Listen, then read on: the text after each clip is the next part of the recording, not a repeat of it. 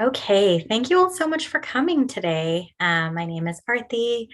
I use they, them pronouns, and I am normally based in Vancouver, which is the lands of the Musqueam, Squamish, and Tsleil-Waututh peoples. But today I am in Toronto, which is my home city, visiting my parents and chosen fam.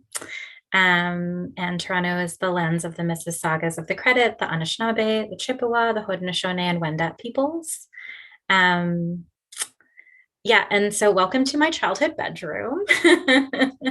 It feels particularly hilarious and amazing to be holding space to talk about crushes today in my childhood bedroom. You know, there's something really adorable and young about crushes, and I love that I'm here for it. So today, I'm going to do I'm not doing a full Dharma talk. I really want to at some point, but I'm just going to do a short introduction on crushes, and then we'll do a short. I love this from the chat. Crushes are so fun. I disagree, but we all have our own experience. I will tell you about my terrible feelings about crushes, but I'm so excited to hear about your excitement about crushes. That's awesome. So we're going to do a shorter sit than usual, just because I had a number of DMs asking if people really wanted some time to talk. So we're going to do some small groups and then do a report back or a wisdom harvest. So when you're in your groups, please remember some tidbits that you want to bring back, and then we'll have some time for questions and announcements. Okay. So I just want to acknowledge that, like, while crushes can be really fun and energetic and exciting, they can also bring up a lot of feelings that are difficult to be with, right? Some feelings around undesirability should be showing up, unworthiness. There may be some confusion or aversion about our own sexuality. It's a pandemic. It's been a weird time to connect both with ourselves and with other people. I'm a single person in my 40s in a pandemic, and I'm like, what's my sexuality? I have no idea. And from friends who've been like partnered and living with their partners in a pandemic have had similar kind of inquiries in a very different way, but just like it's a confusing time. And there may be some feelings around queerness too. There's this sense that, we're queers, we're sexy, we have all kinds of sex all the time. And might not be true for a lot of us, so there may be some feelings that are showing up about being queer enough. And then for others of us, it may feel like just a bit edgy to be talking about crushes and sex or sexuality in a Buddhist space. So that might be showing up too. So yeah, just taking a really quick moment to just feel into where, if any of those feelings or any feelings that are showing up at all are showing up, to just feel into where they might be in the body, and placing a caring and spacious hand wherever they might be.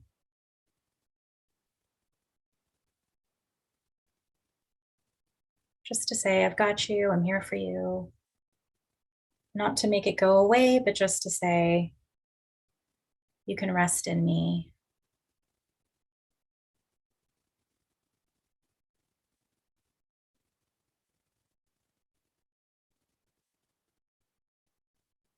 Thanks, everyone. Okay, so I come about this curiosity about crushes honestly. I'm about to tell you a slightly embarrassing story about a recent crush I developed on a friend.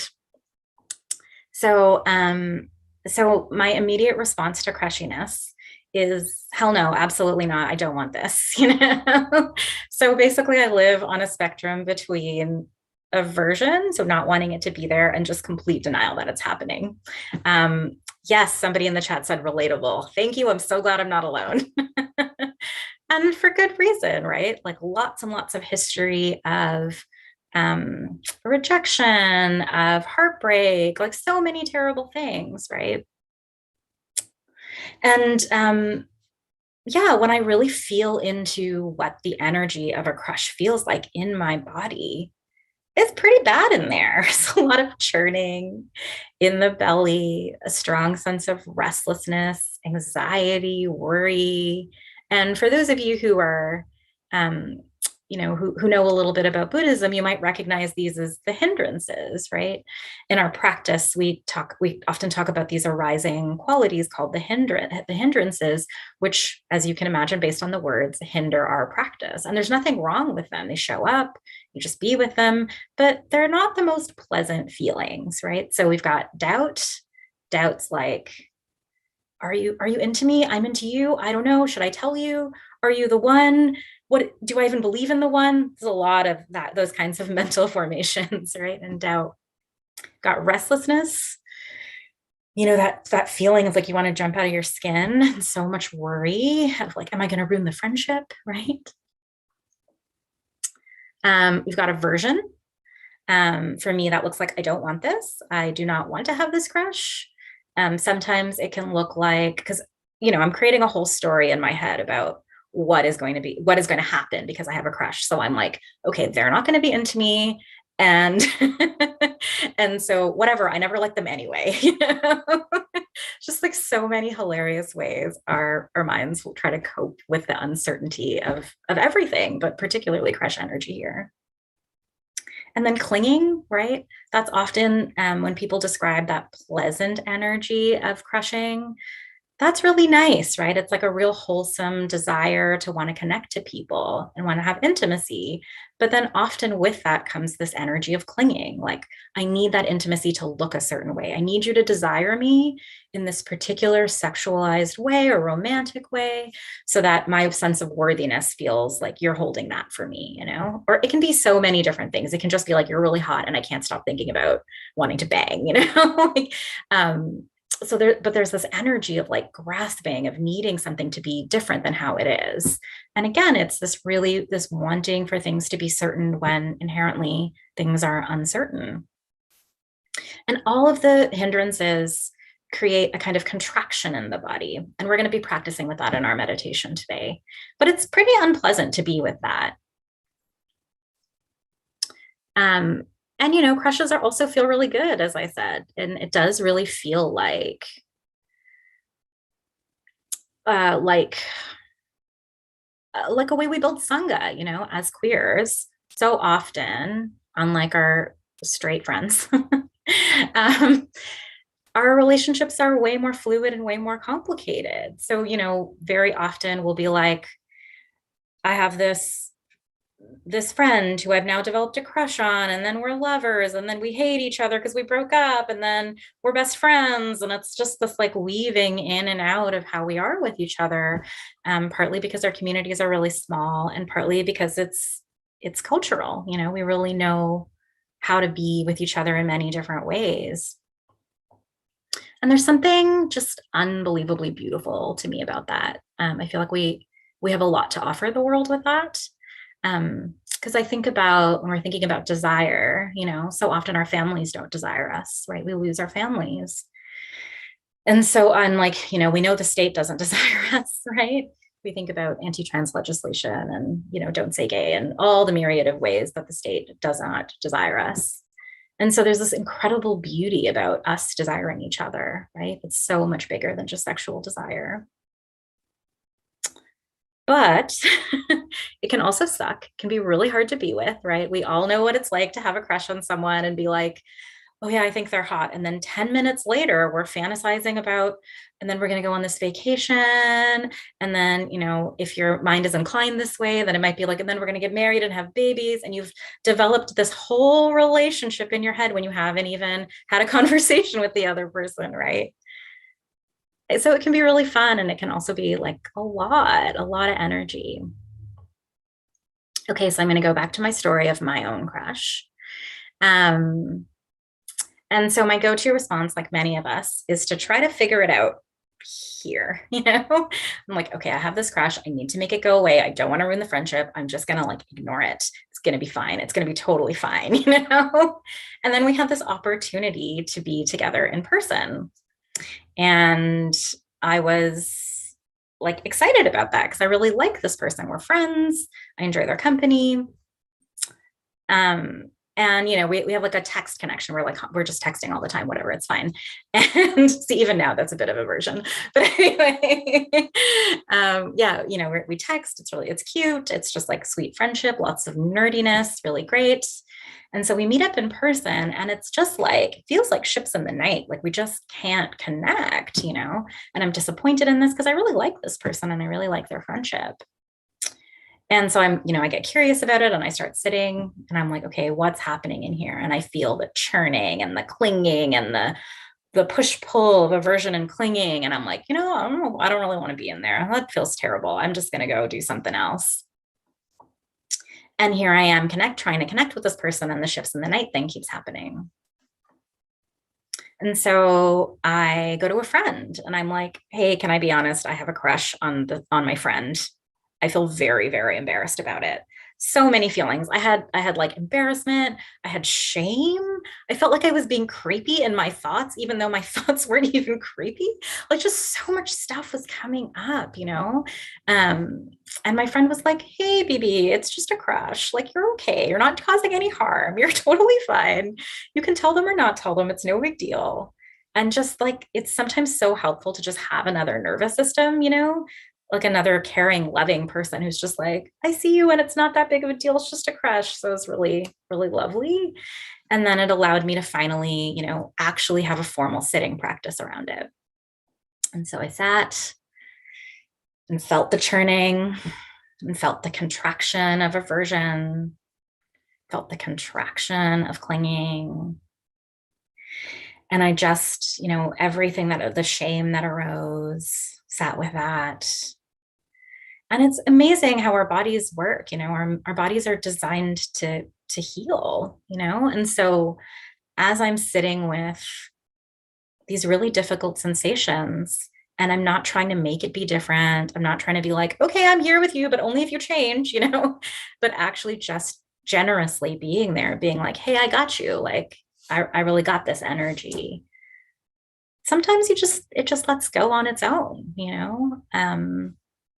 There's the sense of like, I have my own back when I'm sitting, because the clinging is like, I'm trying to find the certainty, this energy of like, someone's got me outside of me instead of finding it within, and really what had been missing when I was like trying to connect to this crush was intimacy with myself, right? I was ignoring all those feelings. It's pretty hard to connect to someone if you can't connect to yourself in that moment. You're not really there, right? So I finally connected to myself, and I finally felt some ease. And then I was like, hey, want to hang out again? And so we're hanging out, and I finally feel intimacy, which is so interesting, right? Because the thing that the clinging, like the kind of wholesome intention of the clinging, even though it didn't really work, was to be like, okay, I'm going to cling so that I can get intimacy. But actually, it was the letting go of the clinging that finally allowed me to have intimacy with myself and therefore with them. And it didn't. And then once I got there, I was like, oh, I don't really need this to look a certain way. I don't need this to be romantic or sexual or really anything, because I finally have this intimacy that I really wanted. And then it just feels so much more spacious, like that's what's so difficult about clinging, is there's just not a lot of allowing energy. There's not a lot of room to allow the connection to be what it wants to be. It's so tight and contracted. Okay.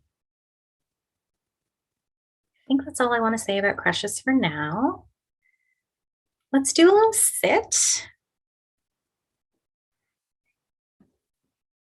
Oh, I talked for way longer than I thought I was going to.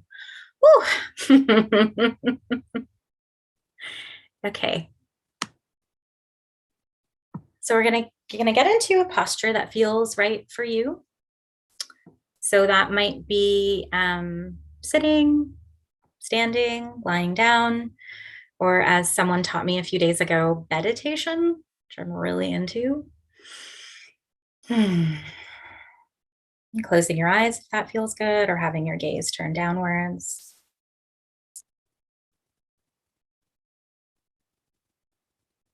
And just feeling into the earth energy that's below you.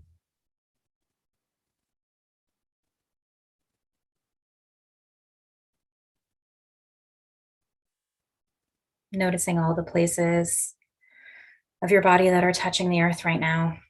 So that might be your bottom, your back might be against a chair or a couch or a bed, your feet on the floor.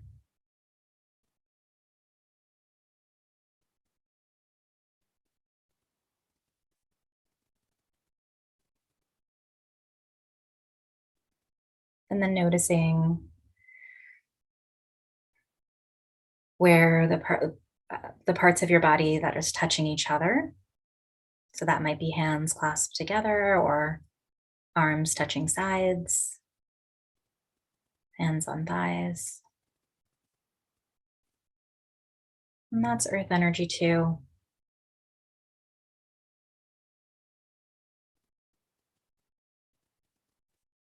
Letting yourself feel that downward pull of gravity.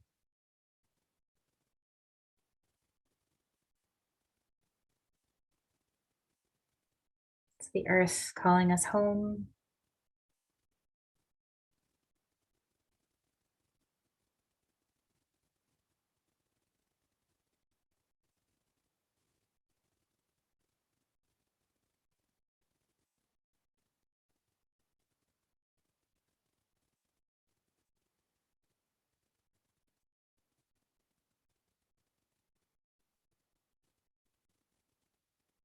And simultaneously feeling the upward pull of dignity in the spine.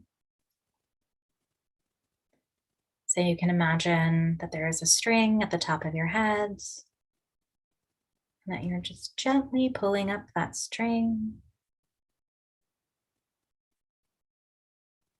So you can really feel the full length of your spine.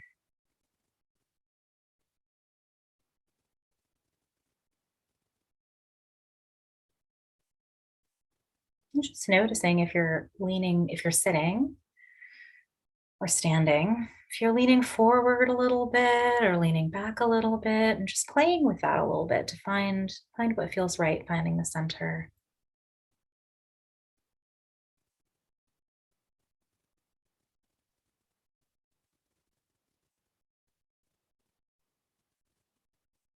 Noticing the width of the back,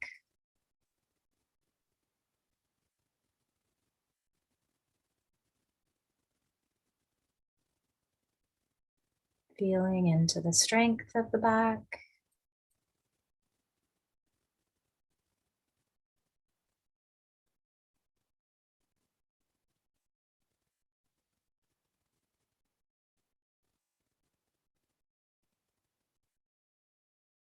And see if by noticing the strength of the back, if the heart space softens at all.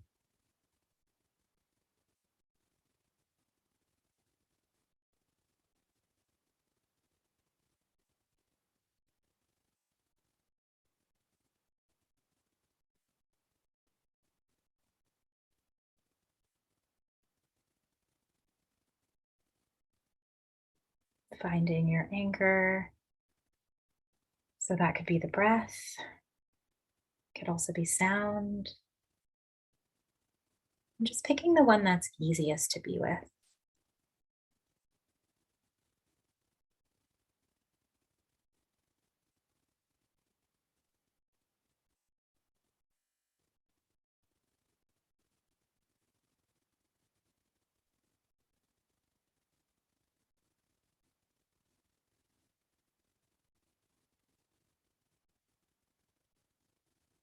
Just paying attention to either the sounds in the room or the in and out of the breath.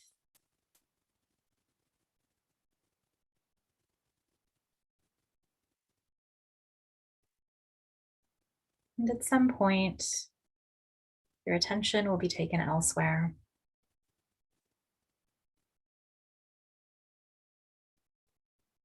And just notice where it goes. Maybe it's a thought, maybe it's a physical sensation.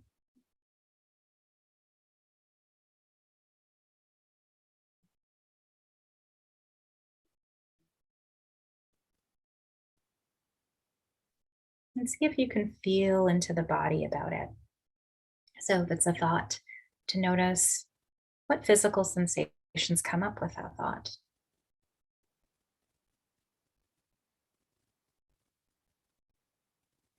And see if you can be with it with a real light touch, a gentleness.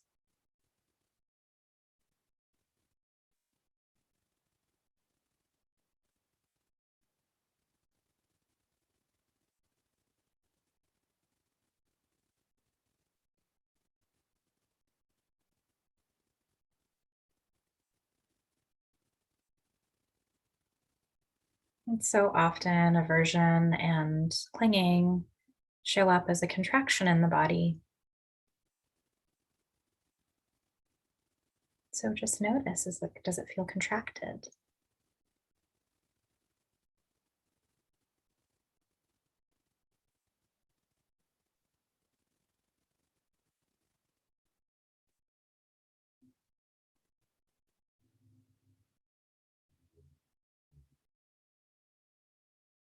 What does contraction feel like?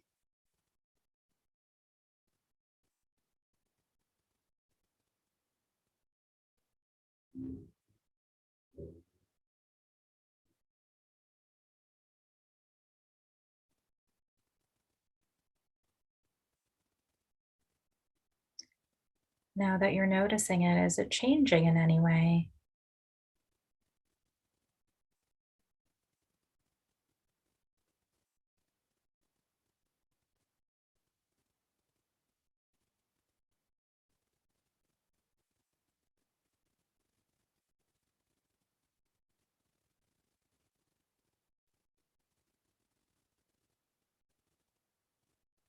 And if it's kind of juicy, feel free to stay with it. If it's sort of dissipated and hard to find, you can come back to the breath.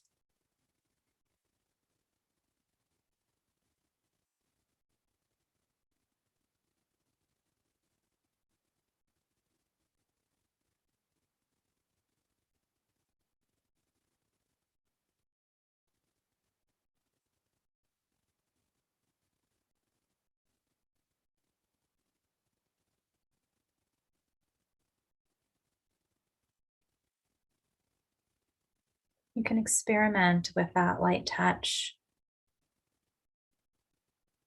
You can maybe smile at the contraction.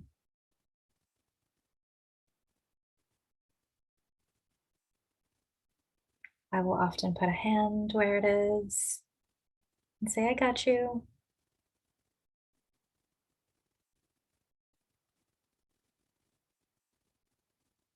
Not to make it go away, but really just to hold it tenderly.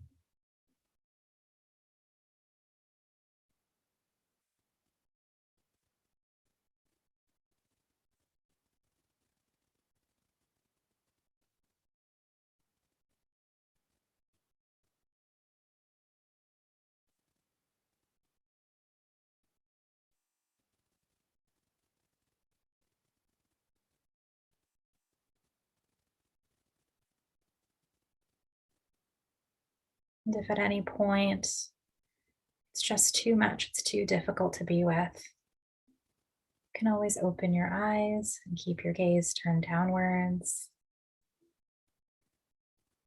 There's no right way to practice or wrong way to practice, just skillful ways, right? And we all need different things in different moments.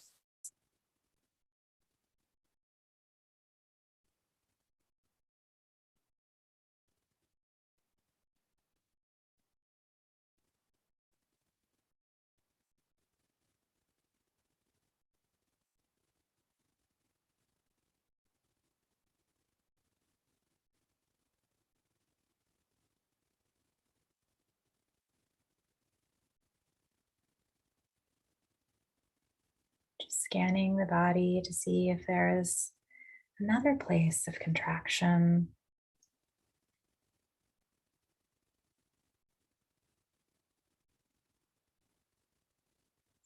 Perhaps getting curious this time if there's an energy towards it that is of aversion or clinging.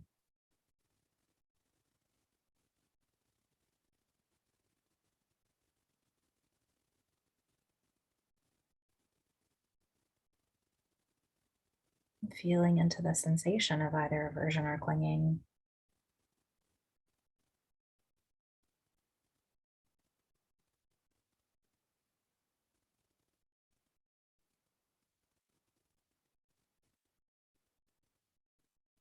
Noticing how it moves,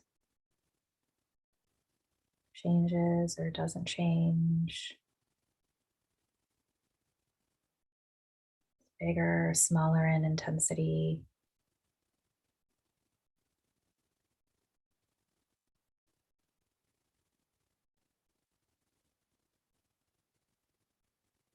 Getting really curious with kindness.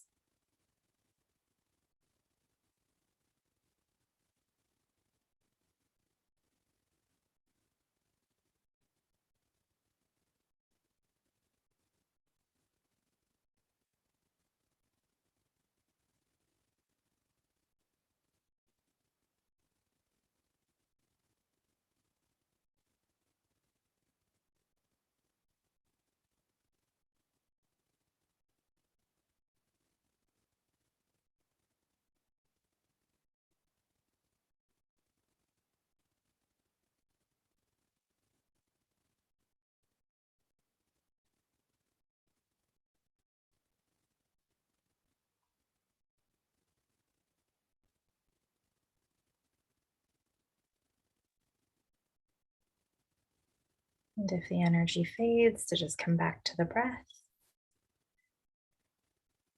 until the attention gets pulled away again.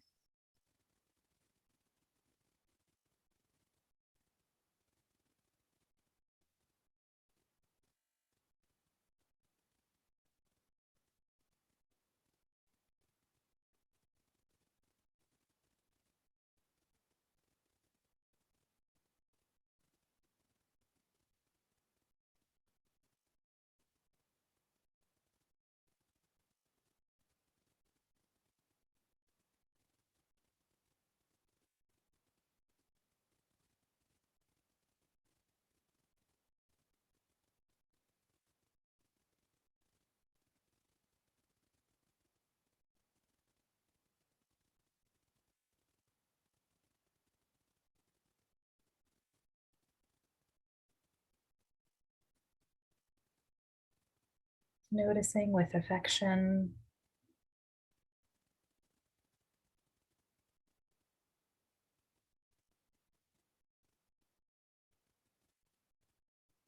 with curiosity. What does that feel like? What is that sensation?